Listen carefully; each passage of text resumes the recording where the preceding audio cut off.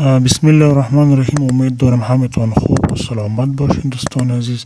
امروز میخوایم بدهی کابل و ولایت‌ها همراهتان شریک بگذارم. غواړم چې نن در سره د کابل او د ولایتونو د بیومتریک د تاریخونو نوبت در سره شریک کړم. نن ورځ تاریخ ده د 1402 کال د څلورمې دیارلسم تاریخ ده. کوم کسانو چې کابل کې ثبت نامونه کړي دي په 23م، 24م، 25م تیر کال د سول دوی د تاریخ مشخص کړی ده. او کوم کسان چې لا پاتې دي لا 24م او 25م کې لا ثبت نامونه کړي موږ هم تر اوسه ثبت نامونه د بیومتریک مشخص شوی ده. دوی د پته مو حتما تاریخ ورکړي. کسایی که در تاریخ 23 23 24 25 ثبت نام کرده کابل تاریخشون مشخص شده. اگر احیانا کدام کسی که فرمشون مانده باشه منتظر باشه، از طرف فرست برشون تاریخ داده میشه، منتظر باشه حتما تاریخ برشون میتن. کاپیسات نوبدهیشون کاپیسات که از 401 شاسی است، پروان 401 3 29 است. وردک که در 1402 کال د 12 یولس کې د لوګر د 1402 یو د اول ولسم کې د ننګرهار د 1401 د ومي 14 کې د لغمان د 1401 د درېمې دویم کې د پنجشیر 401 531 است. بغلان 401 16 است. بامیان 401 12 8 است.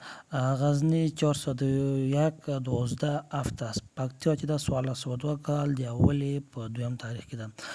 کونړ چې د 1402 کال د اولې دیارلسم تاریخ. نورستان چې د 1402 کال د درېمې دویم کې ده. او بدخشان چې د 402 21 است. تخار 402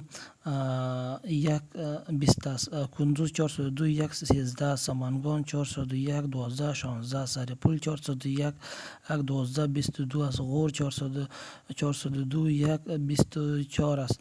دایکنډي 401 6 22 است. ارزګان چې 1402 د اول 28 کې ده. زابل د 1402 د دویمې یو دشتم کې ده.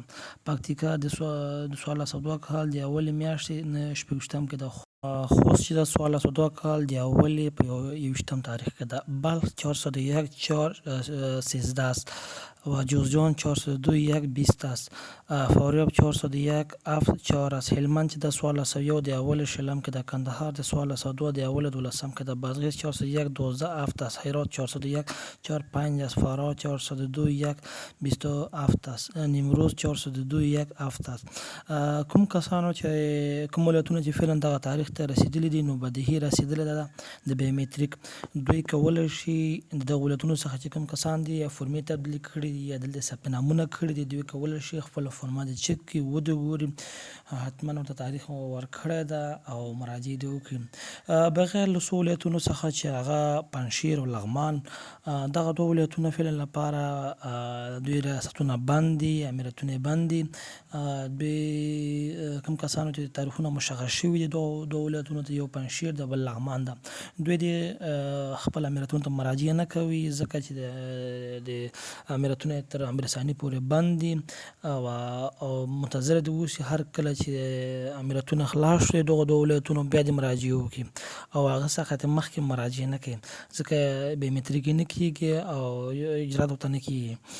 کسایی که در پنجشیر ثبت نام کرده باشه یا فرم خود به پنجشیر تبدیل کرده و تاریخ بیومتریکشون مشخص شده منتظر بمونه تا امارت پنجشیر دوباره باشه و فعالیت شروع کنم بعدم مراجعه کنم.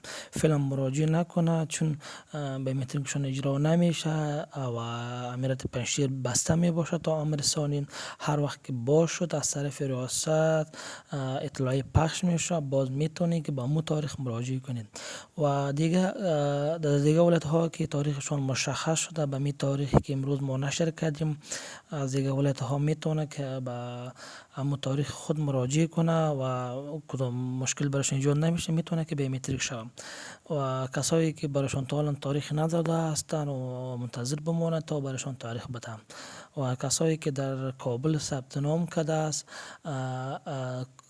کسایی که در کابل ثبت نام کرده در سال قبل در تاریخ های مثلا از 20 تا شروع تا 25 سال، البته مگم تا حالا نوبتشان مشخص نشده، تا تاریخ بیومتریکشان مشخص نشده، منتظر بمانه تا از طرف ریاست برشان یک تاریخ مشخص شد. بعد از او باز برای ریاست پاسپورت مراجعه کنه و بیومتریک شود و بیاسولگی نکنه، حتما برشان تاریخ میتم.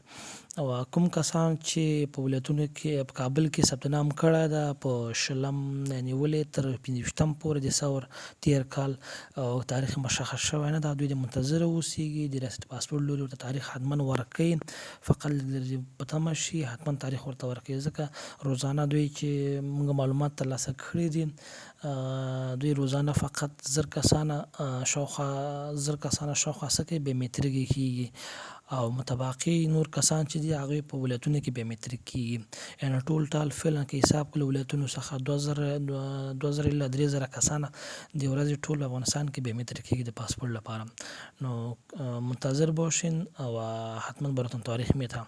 و کسایی که در ولایت ها هستن و تاریخ بیومتریکشون مشخص نشده میتونه که بارکد خود ببینه که در کدوم ما کدوم روز کدوم سال ثبت نام کرده بودن، همین لیست ما که پخش کردیم همراه می چیزی کنه مقایسه کنه و میتونه که باز بفهمه که تاریخ بیومتریکشون چه وقت میرسه و منتظر باشه، حتما برشان تاریخ میتم. برای معلومات بیشتر چنل یوتیوب ما را سابسکرایب کنید و با خود شریک بسازید. د ډیر معلوماتو لپاره، د تازه معلوماتو لپاره د پاسپورت په اړوند زموږ یوټیوب چینل سره لایک او شیر کړئ او زموږ چینل سره سابسکرایب کړئ تر څو دوستان او ملګري مو خبر شي. مننه، کور آباد ژوندي اوسئ. الله مو لراته.